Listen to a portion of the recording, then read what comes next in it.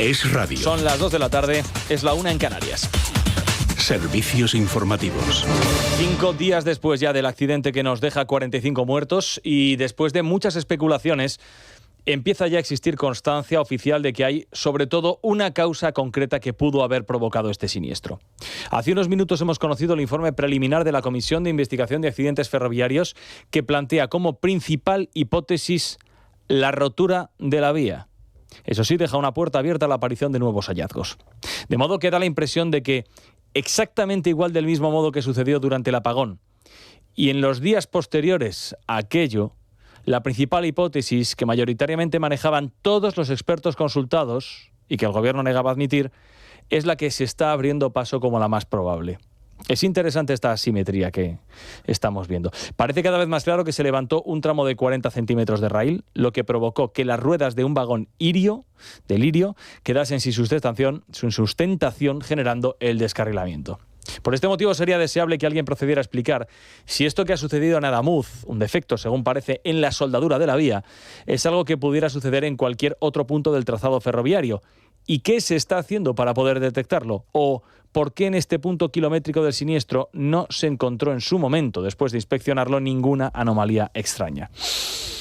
Bueno, como todos los indicios apuntan directamente hacia aquí, es normal que el Ministerio de Transportes esté ahora mismo expresando bastante nerviosismo, no porque estemos hablando de una negligencia, que ya iremos viendo, sino por la atribución de responsabilidades que probablemente sean penales en este sentido.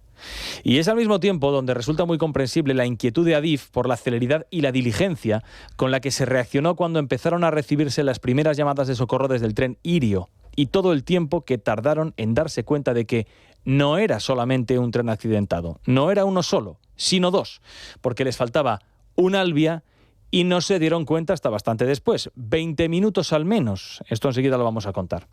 Esto también habrá que reconstruirlo. Y es a lo que el gobierno ha dedicado también bastantes esfuerzos en las últimas horas. Miren, da la impresión de que aquí nos falta información, evidentemente, por todos lados, porque hay muchas cosas, muchos relatos, muchos testimonios que cuando intentas colocarlos que uno junto a otro, evidentemente no cuadran. Miren, ayer desde el Palacio de la Moncloa se nos hizo llegar a todos los medios de comunicación un dossier de 34 páginas, que se titulaba El accidente de Adamuz y el estado de las infraestructuras ferroviarias en España. Datos, no relatos, decía el informe. Es decir, que desde el gobierno se apresuraron a tratar de cortar las especulaciones, estableciendo un relato oficial que era la verdad sobre la tragedia. Y en este documento se presentaba un cronograma, que empieza concretamente en la página 9, en el que se detalla minuto a minuto lo que sucedió. Lo que se dice en esta cronología es que a las 8 menos 11 minutos de la tarde del pasado domingo es cuando el Centro de Control de Atocha recibe la primera noticia del descarrilamiento del tren Irio con la famosa llamada de la interventora. Yo soy la interventora y también he tenido un golpe en la cabeza, tengo sangre en la cabeza, no sé si voy a poder llegar hasta el maquinista, voy a parar al maquinista, pero... Vale, ¿tienes el teléfono por un casual de maquinista? ¿El qué? Voy a ver si puedo ver al maquinista o llamarlo. Perdona, dime. Bueno, pues esta fue la llamada que, según comprobamos, no despertó, según parece, mucha inquietud en el Centro de Control de Atocha. Bueno, lo que se dice también en esta cronología inicial del gobierno es que no fue hasta las 8:15 del pasado domingo cuando la Guardia Civil localizó lo que quedaba del Albia a unos 800 metros de distancia. Vamos a incidir en esto. No es Adif la que lo localizó, sino la Guardia Civil. Y los agentes se enteraron, esto lo contaron ayer, porque casi media hora más tarde del impacto, un superviviente, que era un pasajero del Albia siniestrado, vio que allí a lo lejos, en lontananza, había luces de equipos de emergencia y acudió allí, andando, para preguntarles por qué no había nadie atendiendo a los pasajeros de este otro tren, del Albia, y estaban todos trabajando en los del Irio. Claro, hasta ese momento los miembros de la Guardia Civil y los equipos de emergencia no sabían, porque supuestamente nadie les había dicho que no eran uno, sino dos trenes los que estaban accidentados. Y es por este motivo por el que se pierde una hora entera en que lleguen los equipos de emergencia a auxiliar a las víctimas del Albia. Este fue evidentemente un tiempo precioso. Lo que tampoco figura en la cronología del gobierno son los medios que puso Adif para localizar el Albia. Y es una información que puede resultar muy ilustrativa sobre los medios y la forma de hacer las cosas. Cuando tiene lugar el accidente, los pantógrafos se bajan. Los pantógrafos es lo que une el tren al tendido eléctrico que le suministra energía. Y claro, los trenes se quedan automáticamente sin tensión y se paran.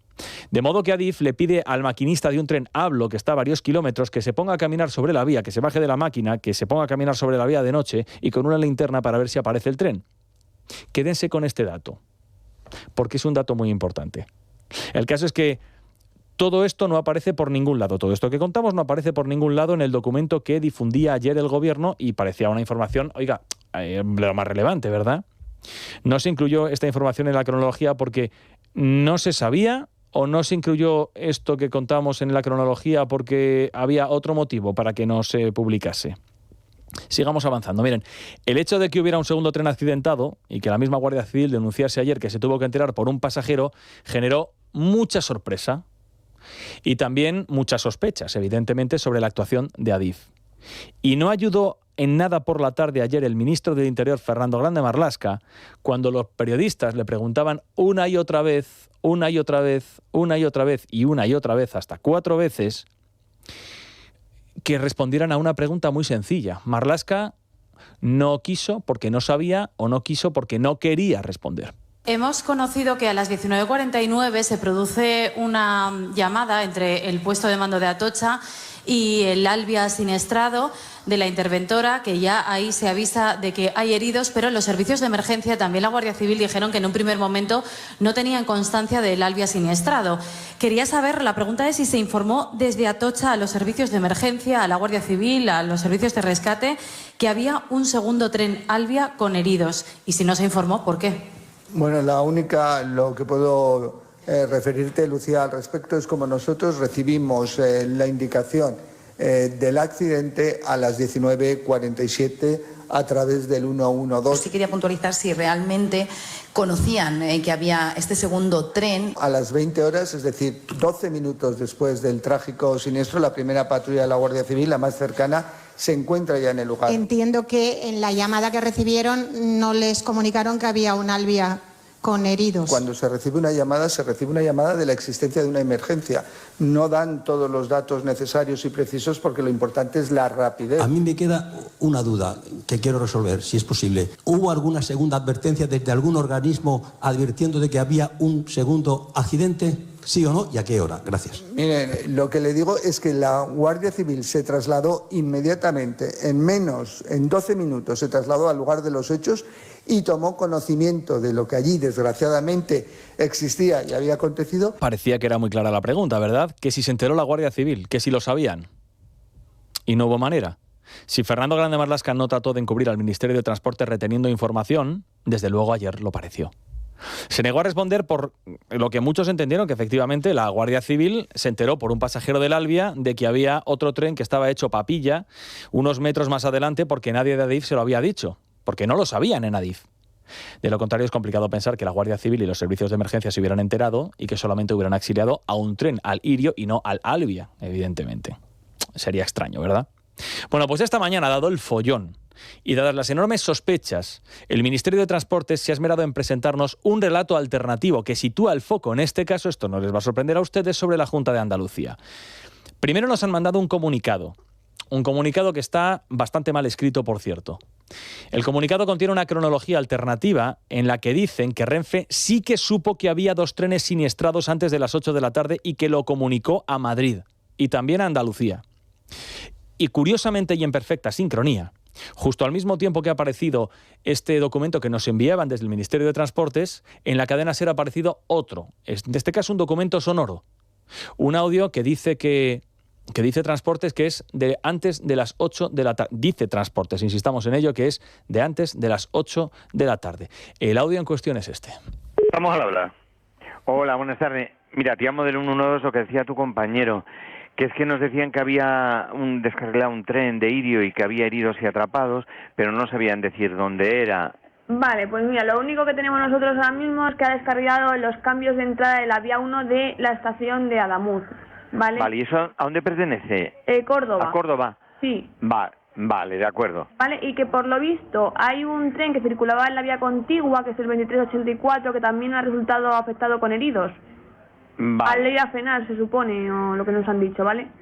Vale, de acuerdo. Muchas gracias. Hasta luego. Es decir, desde Transportes, desde el Ministerio, es que era, colgaban la llamada, desde Transportes, desde el Ministerio nos dicen que sí que se sabía que había otro tren accidentado y que sabían perfectamente dónde estaba ese tren. Claro, si en Adif sabían que el Albia estaba a 600 metros del otro tren, y si es verdad que esta llamada, como dice Transportes, tuvo lugar antes de las 8 de la tarde, ¿alguien es capaz de explicarnos por qué desde Adif le piden a un maquinista de otro tren, el Hablo, que estaba a kilómetros de distancia? Le piden al maquinista que se baje, que se coja una linterna, que se ponga a caminar sobre las vías en plena noche con un frío que pelaba, debajo de un túnel, para ver si encontraba el Albia, porque lo hicieron. Si Adif sabía que había otro tren y la Guardia Civil estaba tan cerca, a 600 metros, ¿por qué arriesgaron la integridad de un maquinista haciéndole caminar sobre las vías? ¿Por qué? El caso es que dice Transportes que esta información del otro tren se puso en conocimiento del 112, cuya competencia es de la Junta de Andalucía. De manera que el Gobierno está trasladando también el problema de la atención de los accidentados del Albia al Gobierno de Juanma Moreno, exonerando la responsabilidad también de alguna forma, sobre los miembros de Adif. Vamos a ver qué es lo que pasa con esto. Aunque es verdad que hay cosas que no cuadran, ¿verdad? Recordemos algo, antes del verano hay elecciones en Andalucía y la impresión es que la campaña acaba de comenzar y no solamente en Aragón. Es noticia con Juan Pablo Polvorinos. Es radio.